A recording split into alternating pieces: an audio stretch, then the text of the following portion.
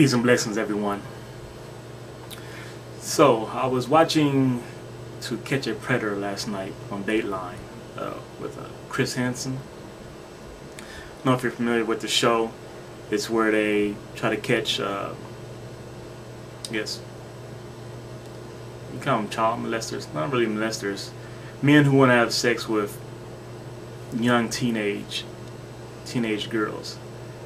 And maybe even boys. I don't know. I've never really watched the show. I'm aware of what goes on, but I guess at some point maybe they probably set up for men who want to have sex with boys too. But like I said, they're young teenagers, very young teenagers. You're around 14, somewhere around there. So what it is, you know, they go online, go in the chat rooms, and they use this group called Perverted Justice. So this group is what they call, you know, a watchdog group. They go online, go through the chat rooms, they act like they're 14-year-olds, and they look for guys who come at them, who try to talk to them, you know, and who are grown men.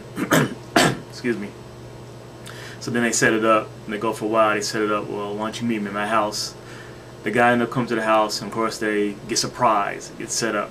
The reporter comes out. All the cameras come out, and by now, this show has been on several times. You know, these men know when he comes out who he is and what's going to happen. So he'll sit there and talk to him, and the police won't come in until they actually walk out the house. So as soon as they walk out, police rush them, put them down. Now, a few things come to mind, and I might jump over here and there. So, you know, excuse me if, like I say, if I jump around. You know, but for one, the main thing is how we deal with those who break the law, those who we feel do things that aren't morally right. You know, the big problem with our criminal system is that it's all about punishment and very little about rehabilitation or help. You know, there's not enough love in things we do. You know, if somebody does something wrong, you know, we don't care about them. You're a bad guy, you're a criminal, we don't care. Just throw you in prison, throw you up under the jail cell, throw the key away, and good riddance. Right?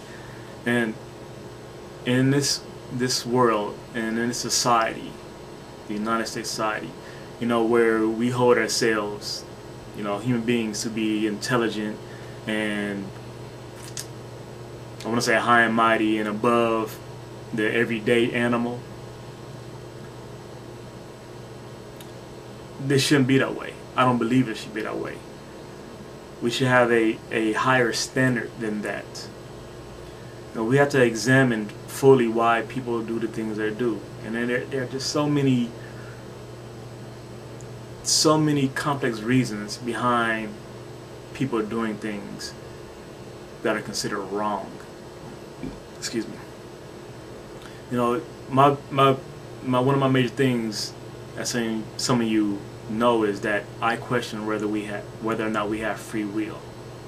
So we have these predators, for instance. Why is it that they go after these young girls?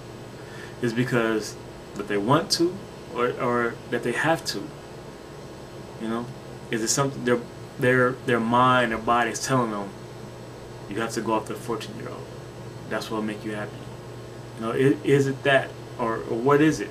Is it something within them that something happened to them at a very young age, and so now mentally within their mind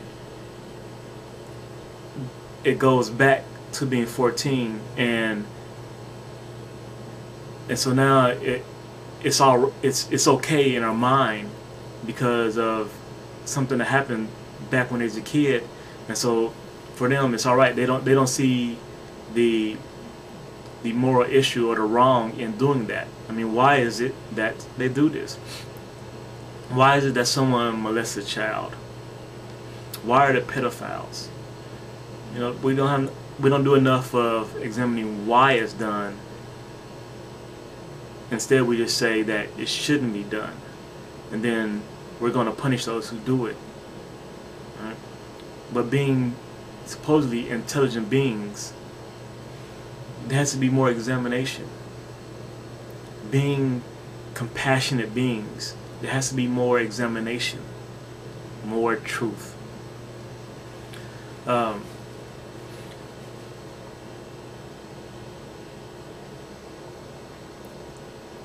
So we had these men, right? Now, for me, 16 has always been a number in my head where I question if that should be, or I believe I've leaned more to that 16 is an age where we possibly should be able to make our own decisions about if we're going to have sex or do whatever.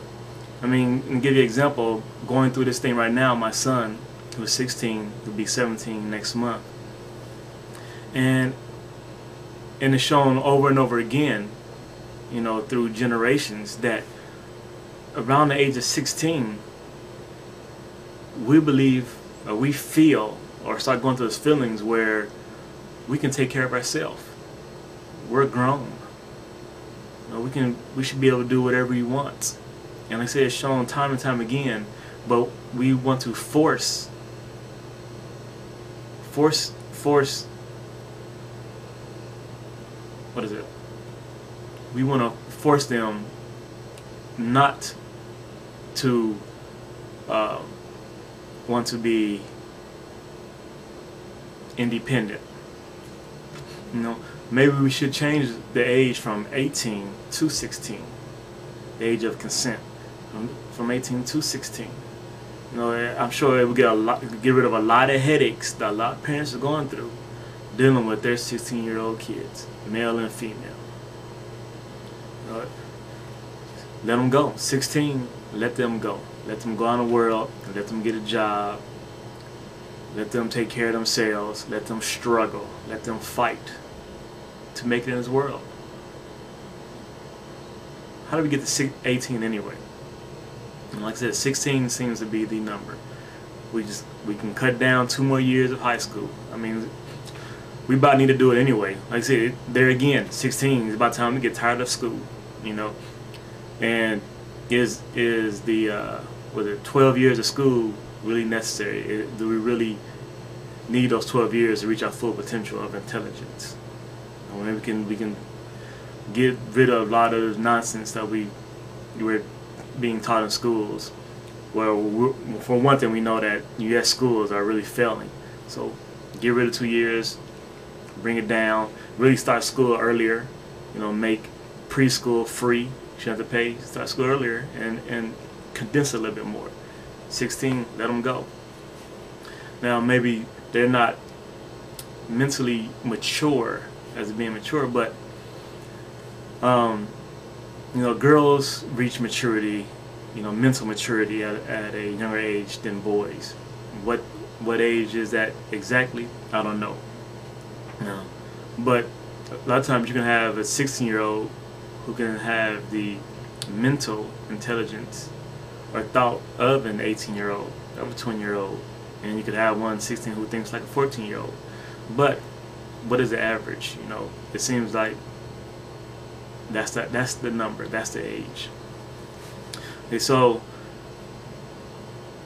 now going back to the criminal aspect of this, all right? It is morally unacceptable here in the United States for an adult to have sex with a teenager, especially someone as young as 14. But in examining in truth, remember, I always try to stay in truth. You know, at one point in time, you go back a couple of years, it was acceptable. Girls were married off at a very young age. It was okay. Right? But as years went by, it became less and less acceptable for whatever reason. So now, in today's age, we say it's wrong and it shouldn't be done, and we put on we throw in a title of perverts for those who want to have sex with kids. but not fully understanding why it is they want to have sex with kids. Not being compassionate enough to say, why is it? And if someone's doing wrong, then why do they want to do wrong? Is something wrong with them?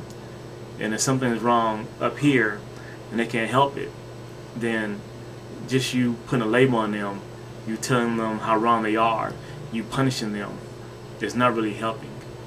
Right? That's no help. It's just all about punishment. It's just all about judging. And a lot of times, people who judge, these people who are in these position authorities, I really know better. You know, when I look at these people who are part of the group Perverted Justice, you know, I immediately think, well, who are they? What is it that they do at home? Are they perfect people? Do they not do things at home that might be unacceptable? You know, these men. Do some of these men, you know, who are in the moral right to say that another person is doing so wrong, so bad, they might go home and beat their wife, you know, but it's okay, you know, because they don't say, well, it's not as bad as trying to have sex with a 14-year-old girl, you know. So whenever I see these people who like I said, who want to be in authority, who want to judge and convict other people, I always question, well, what about you? Judge not unless ye be judged. And I always question that. I always wonder about these people. So I'm one that never gives respect automatically, no matter what your position or title is, because that doesn't mean nothing about the person you are inside. And that was a big problem when I was in the military. You know, in the military, it is required that you automatically give respect to your authorities and submit to them. But for me, it never mattered how much rank you had on your shoulder, because if you didn't respect me, then I wasn't going to respect you. I mean, there are, in the military, there are child molesters, wife beaters, thieves, liars, cheats, murderers, and that goes throughout all the ranks up to generals, right?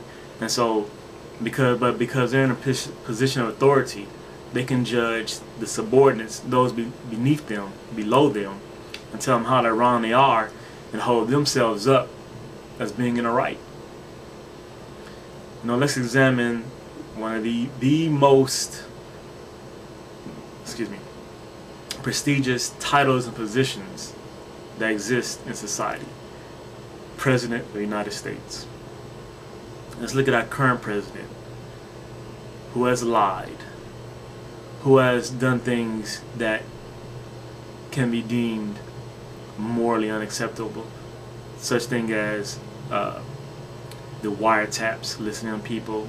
You know, that's supposed to be done for the purpose of homeland security, but it's been listening to everyday citizens, taking away our rights slowly but surely, like habeas corpus. And so to automatically give him respect, I don't see that. And obviously his actions can be questioned of what kind of person he is. He's a person with a title and a position, but doesn't automatically make him a good person. Doesn't make him a moral person, a morally just person. Doesn't make him an intelligent person. It is what it is. I'm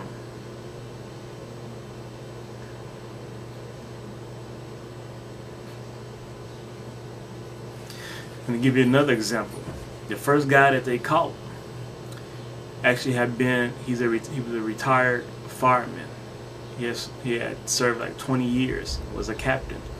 Now, during his time of work, just imagine, you know, his position as title automatically gave him a position of respect. And when people find out what he was, it's like, wow, a fireman, you're a captain, I respect you. All right, but once again, not knowing the person he was inside. Right? We just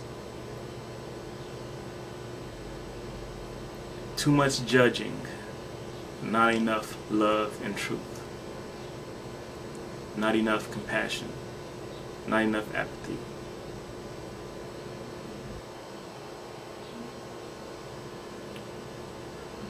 What is a true sign of a just society, a righteous society, an intelligent society?